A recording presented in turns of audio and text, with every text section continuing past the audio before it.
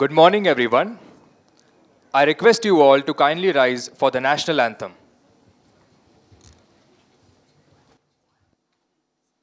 जनगण मन अधिनायक जय हे भारत भाग्य विधाता पंजाब सिंध गुजरात मराठा द्राविड उत्कल बंगा विंध्य हिमाचल यमुना गंगा उच्चल जलधि तरंगा तव शुभ नामे जागे तव शुभ आशीष मांगे गाहे तव जय गाथा जन गण मंगलदायक जय हे भारत भाग्य विधाता जय हे जय हे जय हे जय जय जय जय हे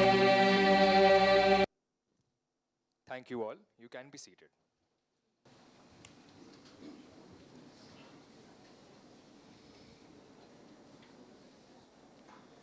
Good morning, respected dignitaries, honorable guests, learned scholars, esteemed faculty members, and my dear friends. This is Pranali Ghodke. And this is Sanmay Kaswankar, and we are your host for today's national conference. Today is not just an academic gathering, it is truly a celebration of India's timeless wisdom. Our institute is proud to host national level conference on integrating Indian knowledge system to modernize business management practice through innovation and technology. The essence of Indian knowledge system is beautifully captured in words Vidya Dadati Vinayam, that is, true knowledge gives humility, wisdom, and character. And our theme wonderfully aims the intersection where tradition meets technology, where ancient wisdom fuels modern innovation, and where values-driven leadership complements data-driven decision-making. Absolutely. It is said that a king once asked Chanakya, "What is the greatest strength of a leader?" Chanakya replied, "The ability to think beyond oneself." Isn't that idea still relevant in leadership today? India's knowledge system has always believed that learning is meaningful only when it guides action, values, and leadership. From Arthashastra to Chanakya Niti, and from Panchatantra to Upanishads, wisdom was meant to be applied, not just admired. And that reminds me of a simple thought from our Indian tradition. True. As Bhagavad Gita reminds us, Nahi jnanena sadrushyam pavitramya vidyate. That is, there is nothing as pure as knowledge. And the purpose of this conference is to revisit this idea briefly. But in Indian tradition, knowledge does not begin abruptly. It begins with seeking blessings, acknowledging that wisdom grows when we approach with humility. Keeping this tradition in mind, we shall now commence the inaugural proceedings with the lighting of the lamp, symbolizing the removal of ignorance and awakening of knowledge. Let us remember this ancient prayer, Tamaso ma jyotir gamaya, which means lead us from darkness to light. May I request our honorable dignitaries and respected college authorities to kindly come forward for the lamp lighting ceremony.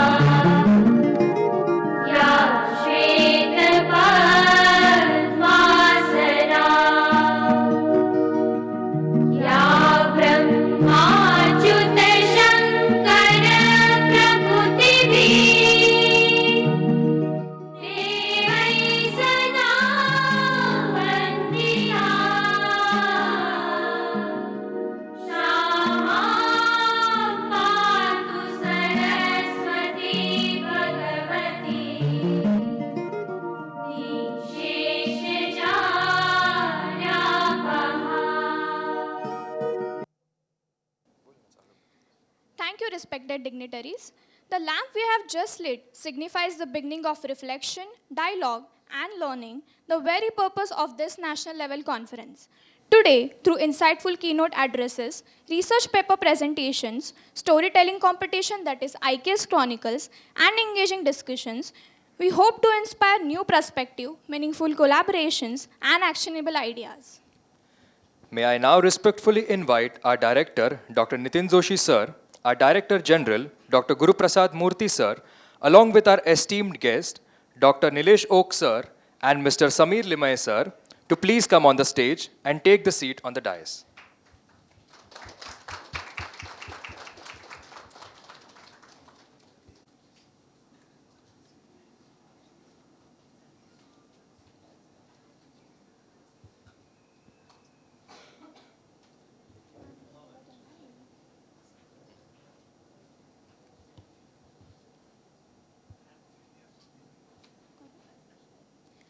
Now, in the spirit of Atiti Deva Bhava, our honor is to formally welcome and felicitate our esteemed dignitaries who have graced this national level conference with their presence. To start with, it is our honor to welcome Dr. Nilesh Oak Sir, a renowned author, researcher, and internationally acclaimed speaker known for his pioneering work in astronomical dating of Indian epics such as the Ramayana and Mahabharata.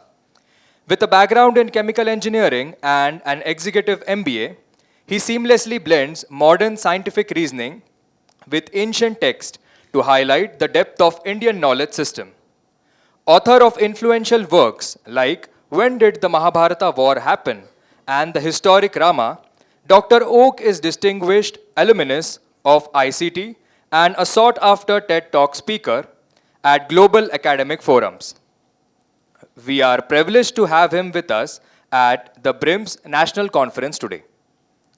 His work reminds us that data, timelines, and logic, these three pillars of modern management, were deeply embedded in ancient Indian scholarship.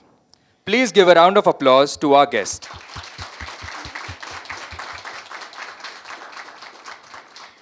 Now I request Dr. Nitin Joshi sir to felicitate Dr. Nilesh Oak sir.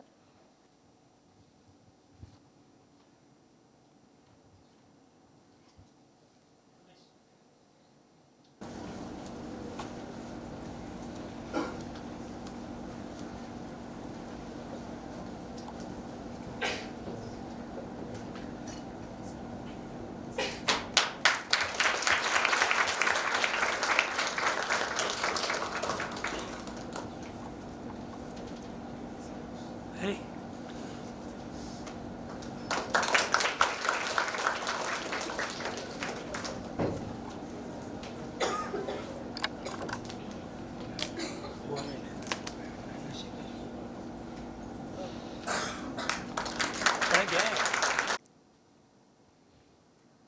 It gives me great pleasure to introduce Mr. Samir Limaye sir, a distinguished management thinker, an inspirational speaker who brings timeless wisdom from the 17th century Marathi classic Dasbodh by Samartha Ramdas into the world of modern management.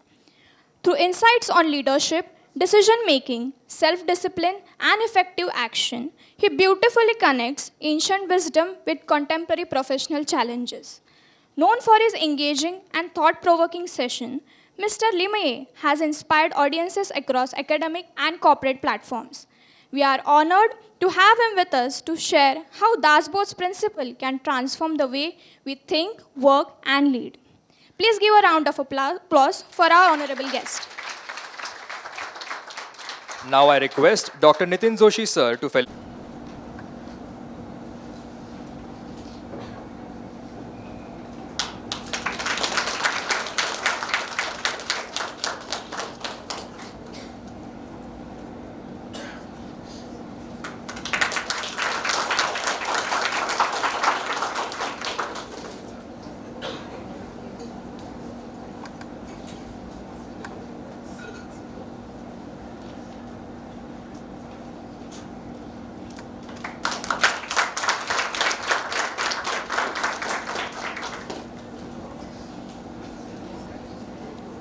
Thank you, sir.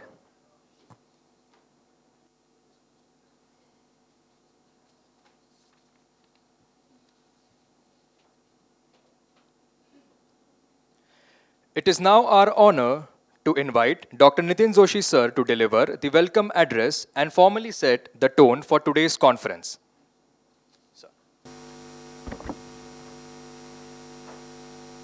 Namaskar everybody, and warm welcome to our guest, Dr. Nilesh and Sri Lime. Very good morning to you, sir. Murthy sir, welcome. Respected guest, so many people have come and honored us by investing their valuable time.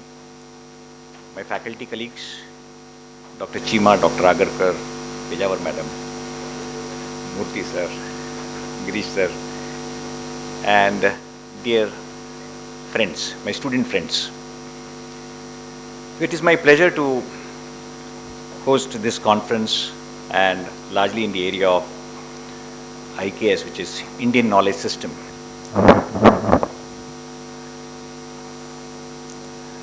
The idea behind the conference was not to really revisit the past. It was not that. It was about strengthening the future. And we believe that as technology is moving ahead, AI is reshaping the world, decision making. The real challenge before the managers is not the access to the tools. We'll have all the accesses. But I still believe at my own personal level that the challenge is going to be about clarity. Because with so much of information and so much of channels, there will be a lot of clutter of information. And one thing which we are going to lag is clarity. Then when we talk about clarity, it is clarity of judgment, clarity of decision making, and clarity of purpose.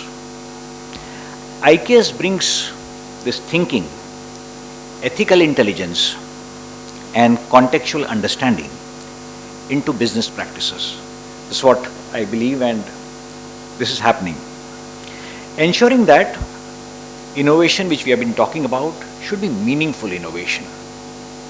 Innovation has to be very, very meaningful, inclusive, and sustainable.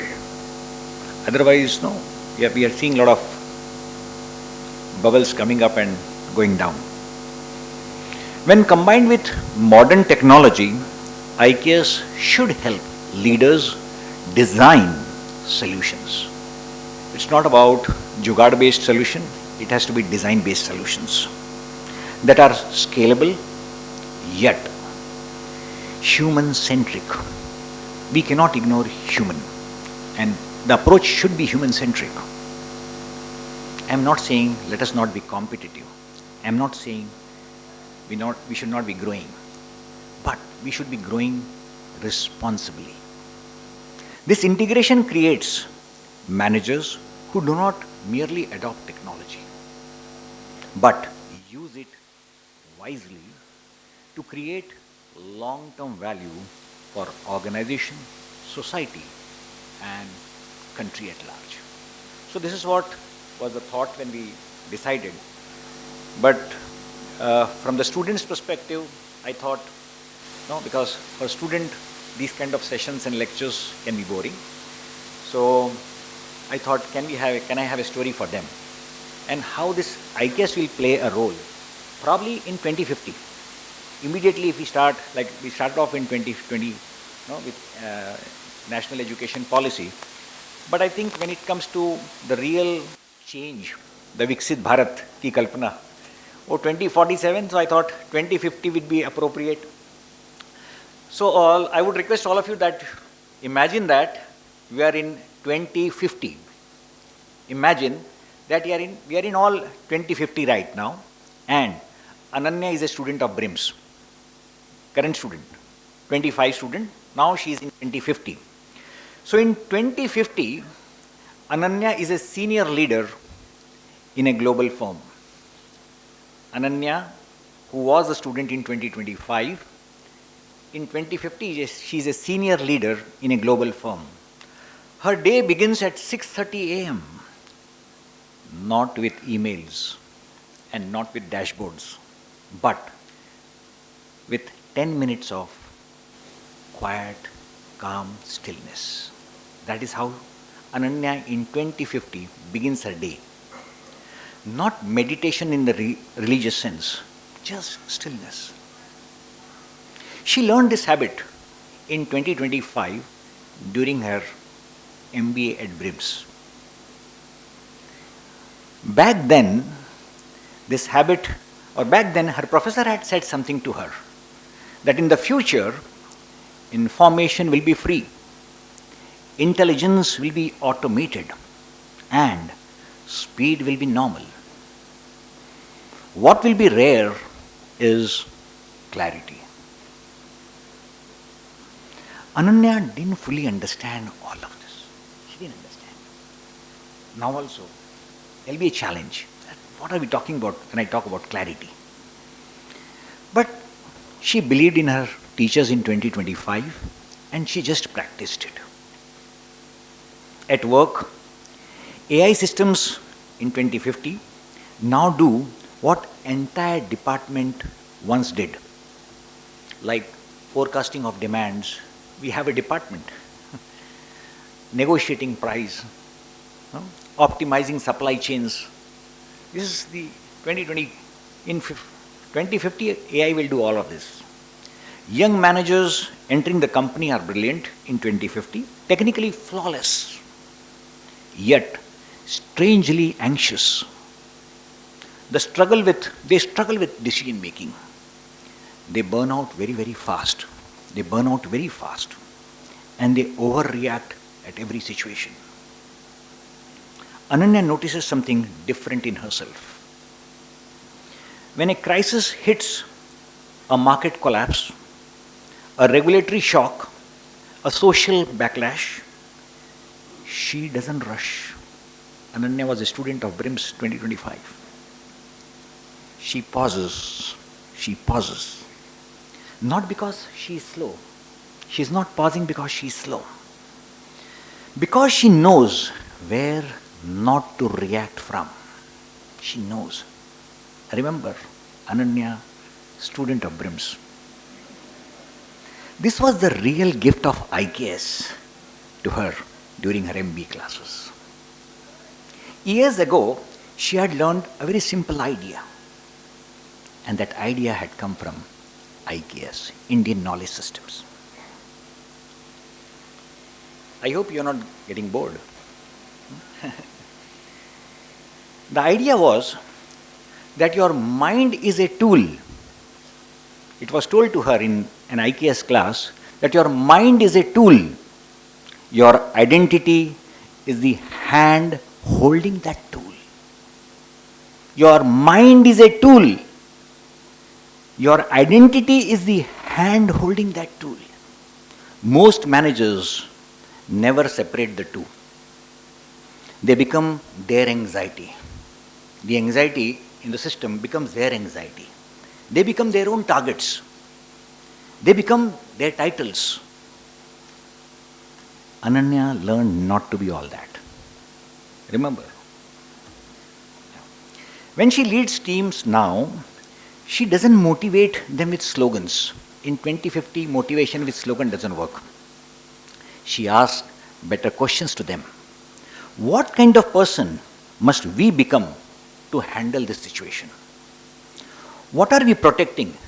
Numbers or principles, values? Are we reacting or are we responding to the situations? This was taught to her in IKS class. Her teams trust her, not because she has all the answers, but she has that inner stability. Once a young manager asks her, "Why are you so calm when things are so uncertain?" Ananya smiles. She remembers her MBA classroom, 2025 BRIMS. Not the slides, not the exams, but one line written on the board. Artha without dharma creates short-term success and long-term damage.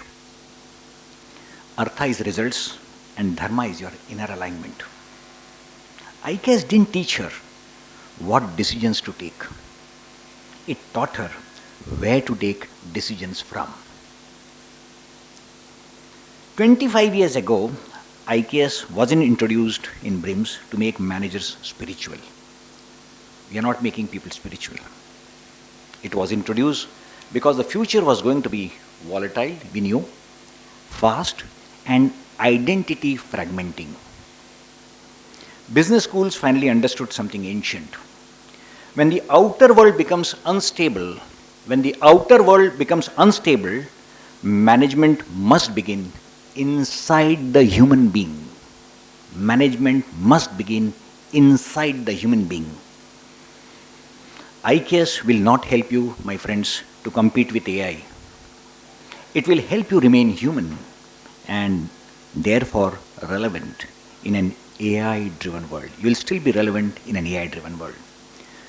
IKS approaches will increase curiosity, will fuel your innovation by shifting learning from information consumption to inquiry-based exploration. So innovation is not triggered by answers, my friends. It is sustained by discipline, curiosity, and IKS trains exactly that. With this, I close my discussion. Thank you so much.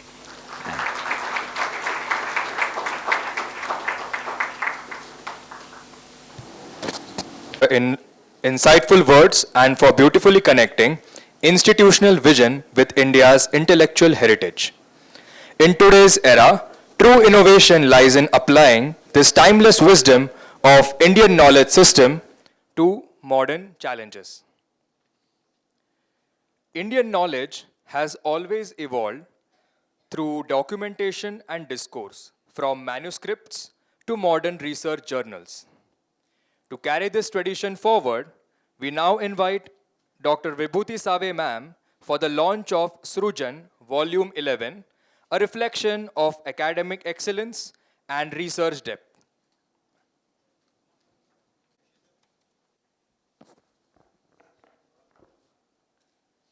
Good morning, respected.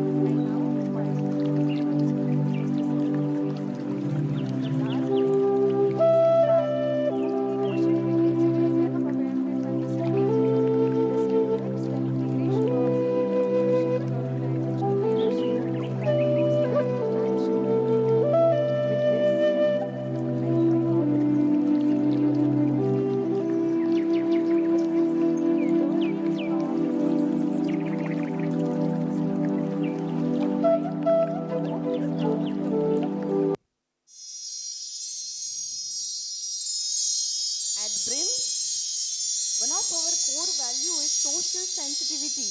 Indian knowledge system remind us that knowledge is incomplete if it is not shared. Therefore, it is our responsibility to disseminate wisdom beyond boundaries using innovation and technology. I now request our esteemed guests to open the book and gently touch the digital tab and release Trujan 2026. Transforming compiled wisdom into accessible knowledge for society.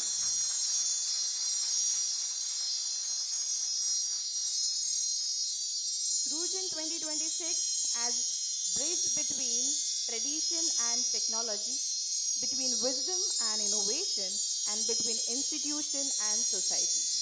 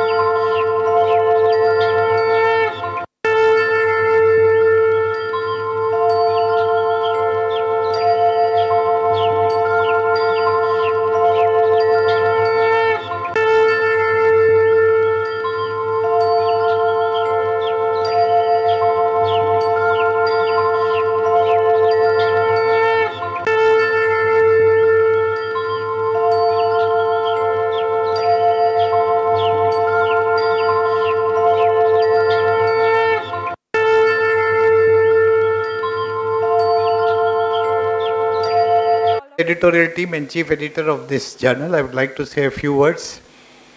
At the outset, I would like to appreciate all the contributors who have done their bit in making this journal a success for this year on the Indian knowledge systems.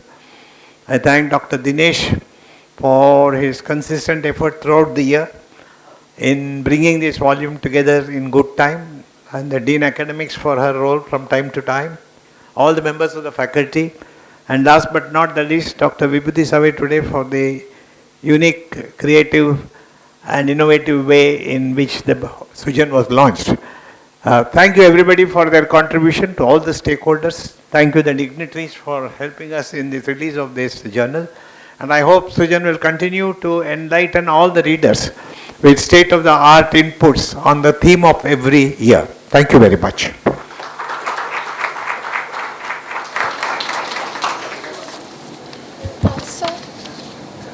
Spirit, we now invite Dr. Guru Prasad Murthy Sir, Director General Dr. V.N. BRIMS, to announce the theme for upcoming year's conference and his perspective. Thank you.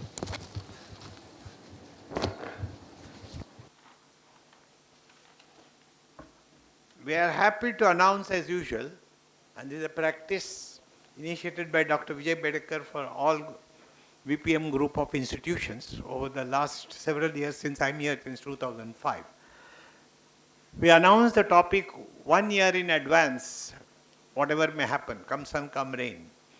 And the theme for the next year insofar as BRIMS is concerned is redefining business excellence in the digital age. Dr. Oak was sitting next to me. He said, you have announced this for 6th February 2027. I said, yes, we do it every year. It's a very serious affair. And in October or around that time, we have a workshop to stimulate and sensitize ourselves with the topic that is on hand and take it forward until February, when we meet eminent speakers and try to galvanize our knowledge to come up to speed on whatever we know and whatever they contribute. In that context, there is a flyer, wonderful flyer, which is prepared with a lot of inputs. The theme for the next workshop and conference may be based on the inputs here. But things are changing so fast in decreasing response time that what we have designed today may not be valid for the next year. I will try to explain that in 10 minutes that I have been given. I would like to redefine business excellence, but excellence in the dictionary is referred to as business that is consistent with high quality and can be excellent with respect to whatever they do and whatever they deliver, and that too on a consistent basis. The other definitions of excellence do not make sense because one says that excellence is that which is excellent or excellence is that which is good. It doesn't make much sense to me. Excellence in the context of digital age means many things. One, it would require rewiring, reimagining and rejuvenation of all core processes. Second, it required operating models with outcomes as the key factor. And last but not the least, it involves adopting best practices. The historic models are still intact. For example, in financial management or general management, we had the trifecta model, which captured the operating management performance, financial management performance, and total management performance, leading to the mandate of maximizing the wealth for the shareholder. But that has become only one part of the total story in the context of developments in technology. Today, with AI, not on the anvil, but AI with us, and AI is the latest following all that has happened before it, namely the information and communication technology revolution, Industry 4.0, digitalization, and new arrivals. I put a question mark because I'm going to show you something which makes my speech today obsolete. Productivity concepts have also moved several milestones. For example, from output input of the 60s, we moved to productivity as the genius of the organization at work in the 90s, internationally. Now today, excellence is an old concept. Perfection is the objective, excellence will be tolerated, is the theme. In the 90s, for many airlines, I used to work for an airline, so Lufthansa Cargo announced this as their mission statement. Perfection is the objective, excellence will be tolerated. And this is becoming true because of Industry 4.0 and now AI and all the paraphernalia of AI, which provides opportunities for making everything as perfect as possible.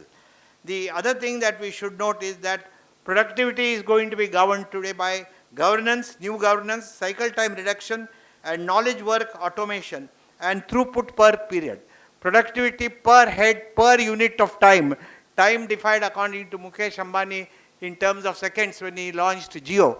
And Dr. Joshi and I were listening to it, and we thought it should be further split, namely into nanoseconds. You will see in one of the cartoons of day before yesterday how DeepSeek has done that.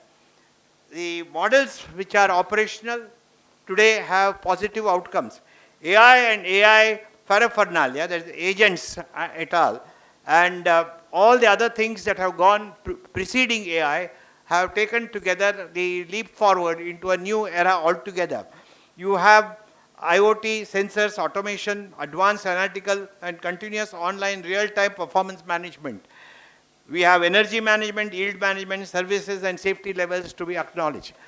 In certain business houses, this was already there online. In Birla organization, they used to have a system called Kitna Padta Hai, how much does it cost? They get online feedback even in the days of telegrams.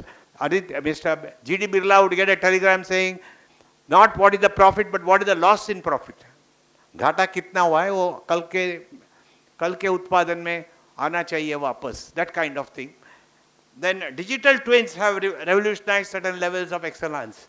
The digital twins means that there will be a parent plant and then you have a clone.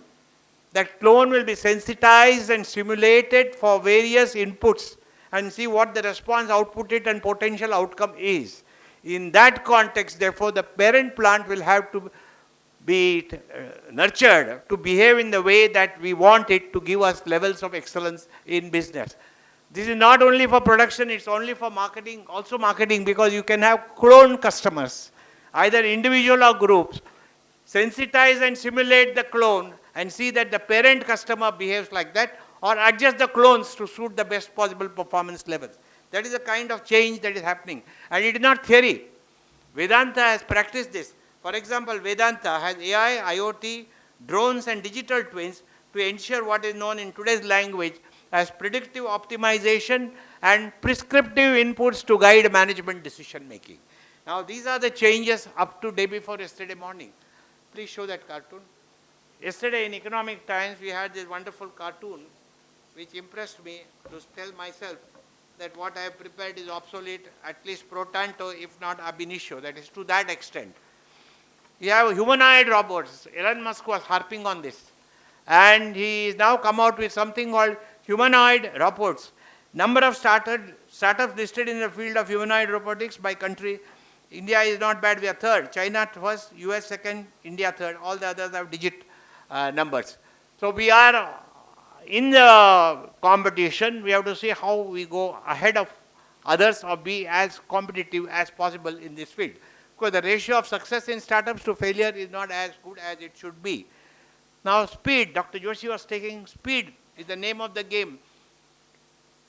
Time is the true competitive edge, said chairman of Fred Smith long time back, but today that has assumed a totally new dimension. Just see this next one. The next one talks about DeepSeek and the speed with which he is going to function. 3.7 seconds of deep learning, DEEP. 43,256 martial arts disciplines mastered. Care for this? Just see. What is the speed? Nanosecond is captured automatically in this entire exercise. Now the whole exercise is what is going to be the next thing. I put a question mark earlier on something which I said. We have two hemispheres in the brain, the left and right. The left hemisphere is supposed to be logical and analytical thinking. The right hemisphere is supposed to be creativity, imagination, design thinking, and similar kinds of attributes of human beings.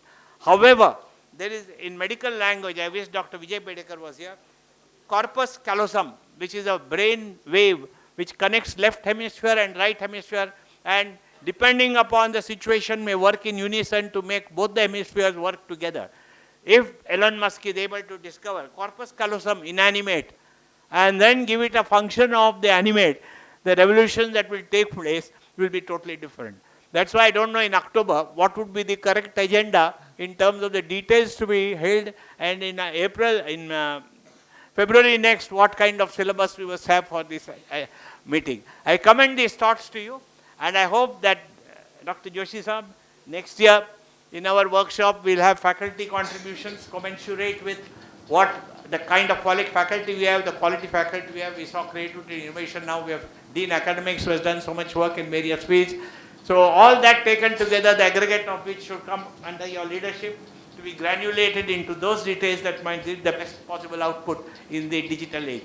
I commend these thoughts to you. We have several engineers in our faculty who are advisors already to companies for evaluating excellence, both under the EFQM model and the RBNQ model. And I don't think there is any short of talent to manage the October workshop in a manner that we contribute to society and guard our intellectual properties, so that the vision of the management can be easily fulfilled.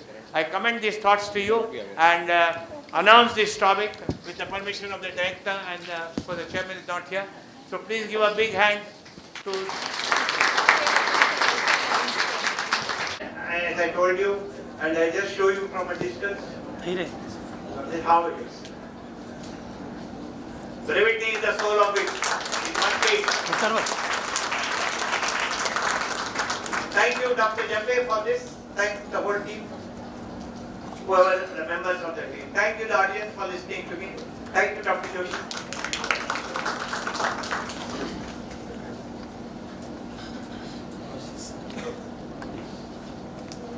Thank you, sir, for explaining to the future of intellectual exploration at our institute. I now request Dr. Nilesh Oak sir to kindly enlighten us with his insights on management lessons from the Indian knowledge system. Can you hear me? Okay. This is not my normal voice, by the way. Mic close by, take it. May not be the mic, it's just the mic here. I completely lost my voice on 29th of January in Pune. I had 2 lectures that day, and in the morning when I woke up, I tried to talk to myself and there was no voice. So then I had to WhatsApp everyone, all the organizers, and they found a way. They gave me a steroid tablet, and that recovered me in a couple of hours. But that continues. Anyone here, I can almost see everyone. Anyone here who does not understand Marathi, please raise your hand. Nobody? No, this is your last chance. Okay. Thank you. Okay, no worries. I'm going to speak in English. But again, I just wanted to let you know, like 2.5 hands, by the way. Okay? This is just take this as like in a business way, quickly a data collection, and it tells you how the policies are guided. How minority defines the narrative. Okay? 2.5 people not understanding Marathi, and now we are going to speak in English. Okay? That's okay. Language is just a way of communication. In fact, what I like about government's policy with this Indian knowledge system is this. I don't know exactly when they started this IKS, Bharatiya Jnana Parampara, Indian knowledge system. But many times when I go around, they said, well, they have, in the academic institutions, they say they have given us this mandate, and I don't know exactly what they have to do. But they have to invite the speakers, I suppose. They have to offer elective courses and stuff like that. What I like is, they said you have to include Indian knowledge systems in your syllabus, in your institutions. You have to invite speakers, you have to offer as electives, but they have not given you the textbook. And I am so glad. Because if they would have given you a textbook, I tell you, all the academics would have fought with it tooth and nail. They would have said, this is not Indian knowledge system. They said, hey, Indian knowledge system, no, go figure. So that's when they meaning you, I would say jokingly, look for likes of Nilesh and Samir Limaye and whoever, says, okay. In fact, many times I go and ask people, at least 2 years ago I used to ask, so what is the Indian knowledge system? As in, what is intended? And everywhere the people used to say, sir, aap hi hame puch rahe. Then I realize I am the one who knows what Indian knowledge system is. Okay? So it's actually a very good initiative. It's a very open platform, and that's with the times that we are talking about, like AI and whatnot. In fact, going forward, I think, because I'm working with some committees on textbook and whatnot, and I am trying to push this thought. I don't know how far I will succeed. But in some subjects, frankly, almost all subjects, we do not, going forward, need a textbook. Because so much is out there. We just need to create a small booklet which will have what you call these hyperlinks or keywords, whatever the right words we use, hashtags or something like this. And then people should be able to learn from what's going on, because knowledge is changing so fast. Please forgive my voice. For example, if I was giving a talk on Indian knowledge system 5 years ago, it would have been completely different. This is how fast the knowledge is changing. Because today we are talking about the business context, let me just define there are many ways, but one way. Suppose we define a business is basically where we have to make efficient decisions with statistically favored rate of success. I would say more than 60%. Okay? If higher is better, but it better be around that number. And then execute efficiently on those decisions. Would you agree as a definition of what business is? Business is making efficient decisions with a higher probability of success and then execute on them. If that's the definition of a business, then I just want to make an assertion. I will not necessarily able to do a justice to that in 1 hour, that Indian knowledge system, whichever way you want to define it, or in a simple language I will say, the study of the Shastras, and I will define what Shastra, I consider Shastra relevant to this. The study of Shastra to any student or any practitioner of business is a non-negotiable thing. Now, in some of the early lectures you saw here, we can take AI and see the connection in a Vedanta text, or we can see some connection somewhere else. I can give a lecture and go on and saying, oh, look, for example, what is AI in, say, Ramayana? Anyone? What is the example of AI, the way AI that we understand today, or some of you may be already experimenting with it? What is the example of AI in Ramayana? In a simple way. They don't just go and, oh, they had AI, which application they were using, nothing like this. When Maricha makes the sounds, hey Rama, hey Sita, sorry, hey Lakshmana, hey Sita, run, please help. Okay? So literally, I mean, they hear the voice of a Rama, right? And they say, well, Rama is calling. Now, the only person who got fooled, who is that? Actually, the Rama. Even Rama must have heard it. But after that, Ram spent some time, I don't know if you know, on the way, actually doing the Mrugaya, carrying a deer and coming back. No, he should have suspected AI is at work. So beware. Thank you. All right, so let's go some slides. Okay. What I want to create a situation for you is this. Ityasa of a prosperity, because business is about prosperity. When we think of a Shastra, immediately the typical vision we have is of like not interested in money, not interested in prosperity. But if you take Vaisheshika Sutra, and by the way, I said Shastra. What I mean by Shastra? Well, everything that's in the Indian landscape. But specifically, I mean, and I wouldn't say Rigved. How many of you have read Rigved? Raise your hand if you have read Rigved. One. Okay, we'll just ignore him for a minute, you know. He must be a really crazy fellow. Because it takes a lot of courage to read Rigved. You know, if you start reading Rigved, by 2 or 3 sukta, if you are not bored, there is something weird about you. Okay? It takes a lot of energy and you need to have a context. So I'm not going to suggest Vedas, but Bhagavad Gita is a good text to begin. Once you master that, Upanishad is not a bad idea. Okay? Ramayana, Mahabharata, okay? And then Darshana Shastra. Actually, in my mind, there's a Darshana Shastra that is in the back of my mind when I say Shastra.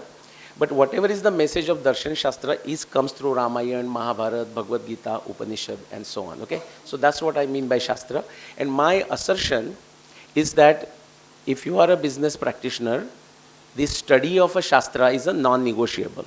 And this is not for looking for one-to-one arrangement. Oh, okay, so in lean manufacturing we do this, and there is something equivalent here in this Upanishad. You can find it. And if I had a time, I will walk you through it. Because Lean and Six Sigma I am teaching for 25 plus years. Okay? So I can give you that. But that's not my intention.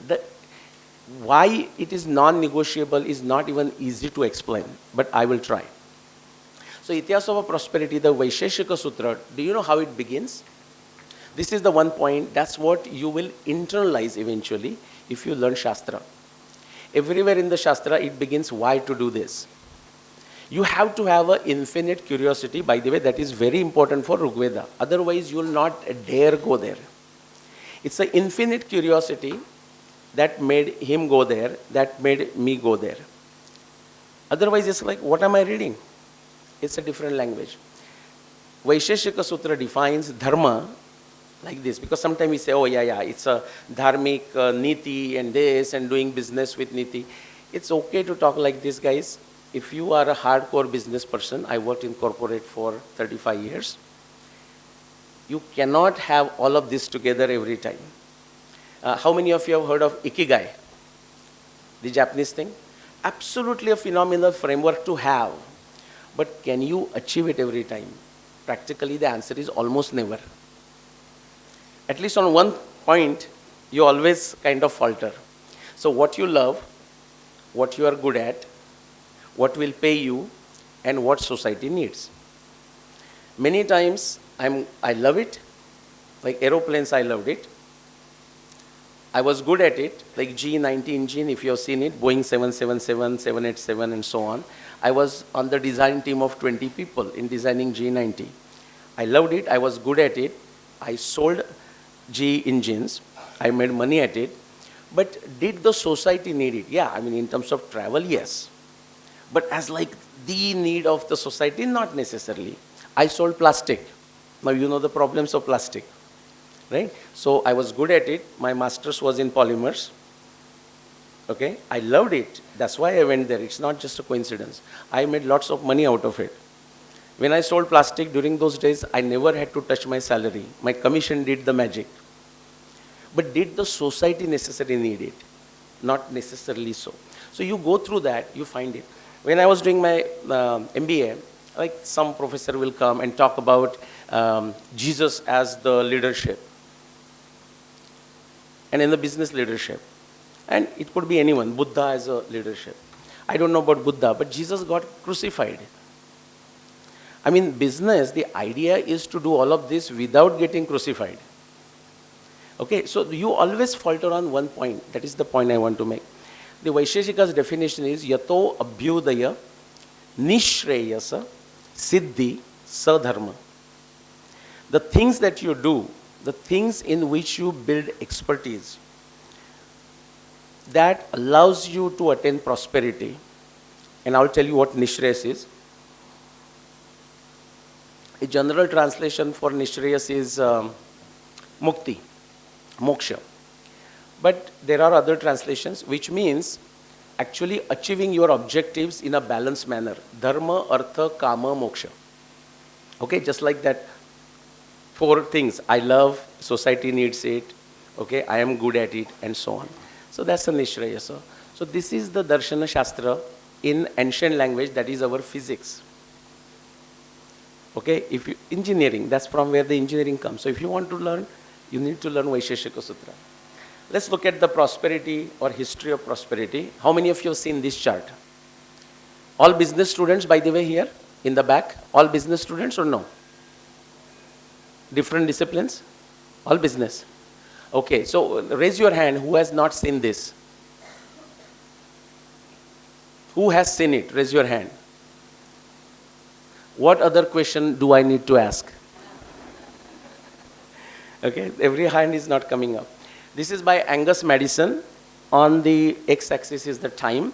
Just notice it's not a linear axis. It's 2000 years of history there. Y-axis is the GDP contribution, GDP percent contribution. This is Angus Madison's work for the World Bank. We are here, like it stops at 2008, which is fine, 2025. Go back and try to see, if you go back to like 2000 years in the back, 2000 years ago, who is making the biggest contribution by the indicator called GDP in the whole world? India, 40%. Okay? And actually, if you look at the time axis, it's there for 1000 years. Now, I have to mention this name in an Indian context. I have to say Angus Madison did this for the World Bank. Do you know why? If I said I did the study and I came up with this, no one would believe it. Okay? That's one of the challenge we Indians do face. We don't even realize it, which is the colonial influence we have. Unless the name is a non-Indian, we are not willing to trust the information. We are not willing to hold the bull by the horns. Okay? Now, what if we extrapolate? Now, I know extrapolation is dangerous. In fact, we do not have a data beyond that. That's why Angus Madison kind of stopped here. Byron actually had tried for 1000 years. World Bank did not like it, because even if you go back to 1000 years, what do you see? Still India. Okay? World Bank did not like it, so they commissioned Angus Madison. And he said, well, if you go back even 1000 years, it gets better for India. So they said, please stop. No, I'm just kidding. They said, because the information is not there. But if you extrapolate what will happen, so we are going to go beyond 2000 years. That's where my work comes in. How many of you, before coming here today, have not seen any of my videos? Not a 30-minute plus long video. If you have not seen the video, raise your hand. Ooh, okay. You have a lot of homework. Okay, at night you have to go open your smartphone, go to YouTube. These are the steps. Step 1. Open your smartphone in the bed, go to the search, YouTube, Nilesh Oak. Then you are going to get 2000 plus videos. All languages are covered. English, Hindi, Marathi. Pick any, and Askal AI does the job. Either you will get excited and you will do the binge watching, and the next thing you know is the morning of the next day. Or the next thing you will know is morning of the next day, but you had a good night's sleep. Okay, either way is fine. So my research showed, and I'm going to show you the method. This method applies in business, this method applies in psychology, this method applies in doing history, this method applies in designing aircraft engines, MRI, plastic machines, doesn't matter what it is, the method is the same. If a Mahabharata text, if you look at all the astronomy evidence, put it together, like solving a jigsaw puzzle, crossword puzzle, bingo, you get the answer 5561 BCE, okay, as the year of Mahabharata war. I'm sure you must have some other years in your head. How many of you think, but I heard something else? Raise your hand. You are saying 5561 BCE, you means Nilesh, but I have heard something else. Raise your hand. Okay, great. Okay, those are wrong. Yeah. Now the next one. Ramayana, Valmiki Ramayana has 600 astronomy descriptions. Same method, guys. I'm going to show you the method. You solve this jigsaw puzzle, crossword puzzle, together one answer, 12,209 BCE for the year of Ram Ravan Yuddha. 14,000 years ago, Ramayana. How many of you have heard other numbers? Now you know the process here. Okay, if you have heard, they are wrong. Okay.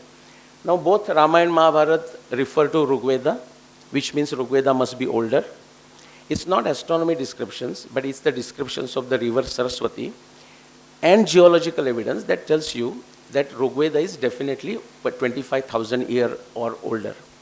So just for simplicity, Mahabharata more than 7,000, Ramayana more than 14,000, Rigveda more than 21,000. That's a summary. What I want to show you is the method is the same. Whether you are making a business innovation, whether you are making a operational change, whether you are doing research in psychology, humanities, anthropology, method is exactly the same. Actual test, all those things, lab, those will change. But a philosophical method is same. And only Indian Shastra will take you what you know today about that method. If you want to go beyond that, only Indian Shastra will do that for you. Okay, let's go next.